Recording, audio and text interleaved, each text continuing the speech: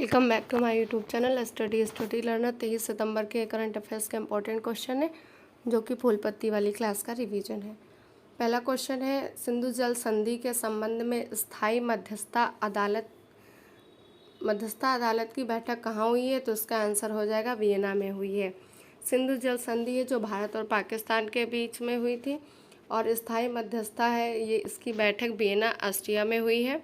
और वियना है जो ओपेक का भी हेडक्वार्टर है। वियना है जो डैन्यूब नदी के किनारे है। इसमें फोकस किया गया है किशनगंगा परियोजना और रेटल परियोजना पे, ये भी याद रखिएगा। इसके बाद में है सिंधु जल संधि के बारे में, तो ये 1960 में हुई थी। इंडिया और पाकिस्तान के बीच हुई थी। मध्यस्थता इसमें वर्ल्ड बैंक ने किया था। समझौता हुआ है इसमें जो समझौता हुआ है उसमें है जो सिंधु नदी है, झेलम और चेनाब का 80% पानी पाकिस्तान यूज़ करेगा और 20% है जो भारत यूज़ करेगा। नेक्स्ट है जो रावी और व्यास सतलज है उसका 80% भारत यूज़ करेगा और 20% पाकिस्तान यूज़ करेगा। झेलम पे कौन कौन सी परियोजना है? तो झेलम पे उरी परियोजना है, किशनगंगा परियोजना है, चेनाब पे दुल्हस्ती, बगलिहार, रैटल, सलाल और पकलडुम है। वेदों में झेलम को वितस्ता कहा गया है, चेनाब को अस्कनी, रावी को परशुणवी, व्यास को विपासा कहा गया है। सिंधु की सबसे बड़ी सहायक नदी चेनाब नदी है। और सतलज का भारत में प्रवेश सिपकिला दर्रा से होता है। चेनाब नदी का उद्गम होता है, तब ये दो नदियां होती हैं चंद्र और भागा, और ये मिलकर चेनाब हो जाती हैं और बाड़ा लाचा दर्रे से इसका उद्गम होता है। इसके बाद में है क्वेश्चन नंबर 2। ऑक्सफोर्ड विश्वविद्यालय के अनुसार विलुप्ति के करीब रेफ्लेसिया जीनस का संबंध किससे है? तो रेफ्लेसिया जीनस एक फूल है और रेफ्लेसिया सबसे बड़ा फूल है। सबसे स्मॉलेस्ट फ्लावर उल्फिया हो जाएगा। विलुप्ति के कगार पर है, आवाज़ इसके नष्ट हो चुके हैं। ऑक्सफोर्ड यूनिवर्सिटी ने ऐसा कहा है। और इसमें एक सड़ी सी गंध आती है, इसे लास फूल भी कहते हैं। और इस फूल में है जो 5 पालियाँ भी हैं, इसको भी याद रखिएगा। फिर है जो फ्लावर होता है उसका जो नर जनांग होता है उसको एंड्रोसियम कहते हैं, मादा जनांग को जिम्नोसियम कहते हैं। नमो 108 नई किस्म कमल की है। क्वेश्चन नंबर 3 है, प्रतिवर्ष विश्व राइनो दिवस कब मनाया जाता है? तो 22 सितंबर को मनाया जाता है। 22 सितंबर को ही वर्ल्ड रोज डे मनाया जाता है। और जो राइनो है उनके सींग की तस्करी होती है, इसीलिए उन्हें मारा जा रहा है। ये जो दिवस है 2010 से इसको स्टार्ट किया गया है और WWF इसको सेलिब्रेट करता है। WWF की स्थापना 1961 में हुई थी। ग्लैंड स्विट्जरलैंड हेडक्वार्टर है। पांडा इसका लोगो है और 5 प्रकार के राइनो होते हैं, ये भी याद रखिएगा। और जो वर्ल्ड रोज डे है कैंसर पीड़ितों के साथ मानवीय व्यवहार के लिए स्टार्ट किया गया है। गैंडों के संरक्षण के लिए वर्ल्ड बैंक ने एक बॉन्ड जारी किया था, उसका नाम है वन्य जीव संरक्षण बॉन्ड। असम के काजीरंगा में एक सींग वाले गैंडे के लिए फेमस है। वर्ल्ड कैंसर डे 4 फरवरी को मनाते हैं। स्टडी ऑफ कैंसर ओंकोलॉजी कहते हैं। क्वेश्चन नंबर 4 है, वर्ष 2023 का नॉर्मन बोरलॉग फील्ड अवार्ड किसे प्रदान किया जाएगा? तो स्वाति नायक हैं उड़ीसा की, इन्हें प्रदान किया जाएगा। नॉर्मन बोरलॉग हैं जो हरित क्रांति के जनक थे। चावल की खेती में क्रांति लाने के लिए स्वाति नायक को ये अवार्ड दिया जाएगा। और ये अवार्ड है जो नॉर्मन बोरलॉग फील्ड अवार्ड, ये 40 वर्ष से जो कम आयु के हैं उनको दिया जाता है। और इनाम में है इनको इनाम में है जो $10,000 मिलेगा। इसके बाद में भारत में हरित क्रांति के जनक कौन थे? भारत में MS स्वामीनाथन थे और हरित क्रांति शब्द विलियम गोल्ड ने दिया। Raymond Magsaysay award doctor Ravi Kannan को मिला है। कैंसर विशेषज्ञ हैं। चावल अनुसंधान इंटरनेशनल है जो मनीला फिलीपींस में है। इंडिया में कहाँ पे? कटक उड़ीसा में है। गेहूँ की एक नई किस्म खोजी गई, उसका नाम है SD 3385। इसके बाद क्वेश्चन नंबर 5 है, किस देश की संसद में 1000 साल पुराने एलियन शवों को प्रस्तुत किया गया है? तो मैक्सिको की संसद में प्रस्तुत किया गया है। एलियन शव हैं जो संसद में प्रस्तुत किए गए हैं। ये लंबी खोपड़ी इनकी, हल्की हड्डी है, हाथ में 3 उंगलियां हैं, पेट में गांठें हैं अंडे के जैसे। और इसका नमूना कहाँ से मिला है? तो नमूना पेरू से मिला है। पेरू की राजधानी लीमा है और अब तक इसमें है जो कोई भी प्रजाति ऐसी जन्म नहीं ली है, इसीलिए इसको एलियन कहा जा रहा है। मैक्सिको और यूएसए है जो इसके बीच सीमा रेखा है जो रियो ग्रांडी नदी बनाती है। कनाडा यूएसए 49 डिग्री अक्षांश होता है इसके मध्य। मैक्सिको को क्यूबा से अलग करने वाली चैनल युकाटन चैनल है। क्यूबा की राजधानी हवाना है और हवाना में ही G77 और चीन का सम्मेलन हुआ था। वे पुरानी संसद का नया नाम क्या कर दिया? पुरानी संसद का नया नाम संविधान संसद कर दिया गया है। संसद आर्टिकल 79 में है। जापान में संसद को डाइट करते हैं। नई संसद का उद्घाटन 28 मई 2023 को वीर सावरकर की जयंती पर प्रधानमंत्री मोदी जी ने किया और इसका अभी हाल ही में नया बिल पेश हुआ है। तो 128वें नंबर का 188वां संविधान संशोधन बिल पारित हुआ है, महिला आरक्षण से संबंधित है और इस पर अगर आज साइन हो जाएंगे तो 106वां संविधान संशोधन एक्ट बन जाएगा। क्वेश्चन नंबर 6 है, प्रधानमंत्री मोदी यूपी के किस जिले में अंतर्राष्ट्रीय क्रिकेट स्टेडियम का शिलान्यास करेंगे? तो वाराणसी में करेंगे। 23 सितंबर को पीएम शिलान्यास करेंगे और प्रधानमंत्री मोदी जी हैं जो बनारस से एमपी हैं। प्रवेश द्वार है जो यहाँ का स्टेडियम का डमरू की तरह है और यहाँ पे जो फ्लड लाइट है वो त्रिशूल की तरह है और आकार अर्धचंद्राकार है और सीढ़ियाँ हैं जो घाट की तरह बनाई गई हैं। इकाना स्टेडियम लखनऊ में है। नरेंद्र मोदी स्टेडियम अहमदाबाद है, इसी का नाम मोटेरा स्टेडियम है। ग्रीन पार्क है जो, तो ग्रीन पार्क है ये कानपुर में है। बिरसा मुंडा स्टेडियम राउरकेला में है और हॉकी का है ये। क्वेश्चन नंबर 7 है, भारत के सर्वश्रेष्ठ पर्यटन गांव के रूप में किसे चुना गया है? तो किरेटेश्वरी को चुना गया है। किरेटेश्वरी गांव को है जो पर्यटन गांव के रूप में चुना गया है। कहाँ का है? पश्चिम बंगाल में मुर्शिदाबाद ज़िले में है और यहीं पे शक्तिपीठ है। 51 शक्तिपीठों में से एक शक्तिपीठ है किरेटेश्वरी मंदिर, इसी यहीं पे इसको चुना गया है। फिर नेक्स्ट है, पहला विलेज एटलस है जो मायम है। बायोडाइवर्सिटी एटलस है, गोवा में इसको किया गया है।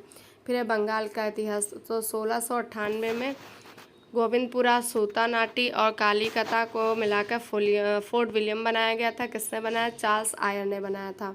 स्वतंत्र प्रांत के फाउंडर कौन थे? मुर्शिद कुली खान थे, दीवान थे। इन्होंने मुर्शिदाबाद को राजधानी बनाया। फिर इसके बाद में है सिराजुद्दौला। 1757 का युद्ध हुआ था, प्लासी का युद्ध। मीर जाफर ने विश्वासघात किया और सिराजुद्दौला हार गए थे। फिर है मीर कासिम ने मुर्शिदाबाद से मुंगेर राजधानी बनाई। 1764 में बक्सर का युद्ध हुआ और इसमें बक्सर का युद्ध है जो हेक्टर मुनरो अंग्रेज़ों की तरफ से था और बंगाल के नवाब सिराजुद्दौला, मुगल सम्राट शाह आलम और मीर कासिम एक तरफ थे और हेक्टर मुनरो इसमें जीता था। इसके बाद यहाँ पे संधि होती है 1765 में, इलाहाबाद की संधि होती है। बंगाल में डुअल सिस्टम स्टार्ट हो गया था। पहला गवर्नर यहाँ का बनाया गया क्लाइव थे। क्वेश्चन नंबर 8, प्रमिला मलिक किस राज्य विधानसभा की पहली महिला अध्यक्ष चुनी गई हैं? तो उड़ीसा की चुनी गई हैं। ये 6 बार एमएलए बन चुकी हैं और यहाँ के सीएम नवीन पटनायक हैं। द्रौपदी मुर्मू के बारे में, इनका जन्म मयूरभंज में हुआ था, उड़ीसा में है मयूरभंज, और इन्हें सूरीनाम का येलो अवार्ड भी अभी हाल ही में मिला है। राज्यपाल, ये झारखंड की पहली महिला राज्यपाल बनी थी। राष्ट्रपति बनी हैं, ये अभी राष्ट्रपति हैं, यशवंत सिन्हा को हराकर बनी हैं। फिर राष्ट्रपति से रिलेटेड आर्टिकल है, भारत का एक राष्ट्रपति होगा, आर्टिकल 52 में है। 53 में संघ की कार्यपालिका शक्ति निहित होगी। 54 में है कि निर्वाचन में कौन कौन भाग लेगा। 55 में निर्वाचन विधि के बारे में है। 56 में इसके कार्यकाल के बारे में। 57 में री इलेक्शन। 58 में योग्यता है। 59 में कंडीशन है और 60 में शपथ है। 61 में है जो महाभियोग है। इसके बाद में क्वेश्चन नंबर 9 है, ICC player of the month का खिताब 3 बार जीतने वाले पहले पुरुष खिलाड़ी कौन बने हैं? तो बाबर आजम बने हैं, पाकिस्तान के हैं। 3 बार अवार्ड जीतने वाले पहले खिलाड़ी हैं। और फीमेल में किसे मिला है? तो अर्लिन कैली हैं, आयरलैंड की, इन्हें मिला है। फिर आईसीसी वर्ल्ड कप 2023 है जो इंडिया में होंगे, 13वें नंबर के हैं। शुभंकर क्रिप्टोवर्स है, ब्रांड एम्बेसडर शाहरुख खान है। थीम सॉन्ग इसका दिल जश्न बोले हैं, सिंगर इसके प्रीतम है। और भारत है जो आईसीसी वर्ल्ड का विनर 1983 और 2011 में रहा था। पहली बार कहाँ पे हुआ था आईसीसी वर्ल्ड कप? तो इंग्लैंड में हुआ, 1975 में हुआ। वेस्ट इंडीज इसका विनर था। क्वेश्चन नंबर 10 है, 19वें हांगचो एशिया खेलों के उद्घाटन समारोह में भारतीय ध्वजवाहक कौन होंगे? तो लवलीना बोरगोन जो कि बॉक्सिंग से रिलेटेड हैं ये होंगी, और हरमनप्रीत हैं जो हॉकी के कैप्टन हैं, ये इसमें शामिल होंगे। एशियन गेम्स 19वें नंबर के हैं, 2023 में हांगचो चीन में होंगे। 23 सितंबर से स्टार्ट होंगे। 40 खेल हैं, 61 प्रतियोगिताएं होंगी। और 2018 में कहाँ पे हुआ था? तो जकार्ता में हुआ था। इंडिया ने यहाँ पे 70 पदक जीते थे। पहली बार कहाँ पे हुए थे? 1951 में हुए थे, भारत में हुए थे 1951 में। और 1982 में भी भारत में हुए थे। 2026 में कहाँ पे होंगे? जापान में कहाँ पे? तो आईची में होंगे। 11वां नंबर है क्वेश्चन का, अंतर्राष्ट्रीय बधिर सप्ताह 2023 18 से 24 सितंबर तक मनाया जाएगा। फिर यहाँ पे संविधान सभा की कुछ प्रमुख समितियाँ और उनके अध्यक्ष हैं, इससे रिलेटेड एग्जाम में क्वेश्चन पूछा जाता है, तो ये भी देख लीजिएगा। तो संघ शक्ति समिति थी और संघीय संविधान समिति थी। इसके अध्यक्ष कौन थे? संघ शक्ति समिति और संघी के तो जवाहरलाल नेहरू थे। जहाँ पे संघ आ जाए वहाँ पे आप जवाहरलाल नेहरू कर दीजिएगा। नियम समिति हो गया, प्रक्रिया समिति हो गया और संचालन समिति हो गया, तो ये हो जाएंगे डॉक्टर राजेंद्र प्रसाद इसके अध्यक्ष थे। प्रांतीय संविधान समिति, मौलिक अधिकारों एवं अल्पसंख्यकों संबंधी समिति, सरदार वल्लभ भाई पटेल इसके अध्यक्ष थे। फिर है प्रारूप समिति, जिसका गठन है जो 29 अगस्त 1947 को किया था। 7 सदस्य इसमें थे और इसके अध्यक्ष डॉक्टर भीमराव अम्बेडकर थे। फिर है भारत के संविधान के बारे में, तो भारत का संविधान 26 नवंबर 1949 को पारित किया गया संविधान सभा द्वारा। 26 जनवरी 1950 से लागू हुआ। निर्माण में कुल 2 वर्ष 11 माह 18 दिन का समय लगा। मूल संविधान में 22 भाग, 8 अनुसूचियाँ और 395 अनुच्छेद थे। वर्तमान में है जो 25 भाग, 12 अनुसूचियाँ और 465 अनुच्छेद हैं। ये 465 ऐसे हो गए जैसे 395 था, A B C किसी का बन गया वैसे, लेकिन मेन 395 ही है, इन्हीं को ही याद रखिएगा। और 12 अनुसूचियाँ हो गई हैं, इनको भी याद रखिएगा। फिर है किस देश से संविधान के स्रोत के बारे में है, तो ब्रिटेन से क्या क्या लिया गया है, तो संसदीय शासन प्रणाली ली गई, एकल नागरिकता ली गई और विधि का शासन लिया गया। संयुक्त राज्य अमेरिका से मूल अधिकार लिए गए, न्यायपालिका की स्वतंत्रता, न्यायिक पुनरावलोकन, उच्चतम और उच्च न्यायालय के न्यायाधीशों को हटाया जाना, राष्ट्रपति पर महाभियोग, उपराष्ट्रपति का पद, विधियों के समान संरक्षण, तो ये सब है यूएसए से लिया गया है। कनाडा से है जो संघात्मक शासन प्रणाली, केंद्र द्वारा राज्यपाल की नियुक्ति, अवशिष्ट शक्तियाँ केंद्र के पास होंगी, ये कनाडा के से ली गई हैं। आयरलैंड से है जो नीति निर्देशक तत्व लिए गए हैं। राष्ट्रपति की जो निर्वाचन प्रक्रिया है वो ली गई है। राष्ट्रपति द्वारा राज्यसभा में जो सदस्य मनोनीत करता है वो भी आयरलैंड से लिया गया है। जर्मनी से आपातकाल लिया गया है। सोवियत संघ से मूल कर्तव्य लिए गए हैं और दक्षिण अफ्रीका से संविधान संशोधन प्रक्रिया ली गई है। आर्टिकल 368 में ये संविधान संशोधन वाली प्रक्रिया है। जापान में विधि द्वारा स्थापित प्रक्रिया ली गई है। और फिर है उद्देशिका में क्या क्या शामिल होगा, इसको देख लीजिए। तो भारत होगा एक संपूर्ण प्रभुत्व संपन्न समाजवादी पंथनिरपेक्ष लोकतंत्रात्मक गणराज्य, ये याद रखिएगा और क्रम से याद रखिएगा। न्याय 3 प्रकार के न्याय दिए गए हैं इसमें, सामाजिक, आर्थिक, राजनीतिक स्वतंत्रता 5 प्रकार की हैं, विचार, अभिव्यक्ति, विश्वास, धर्म और उपासना की स्वतंत्रता, समता है जो प्रतिष्ठा और अवसर की है।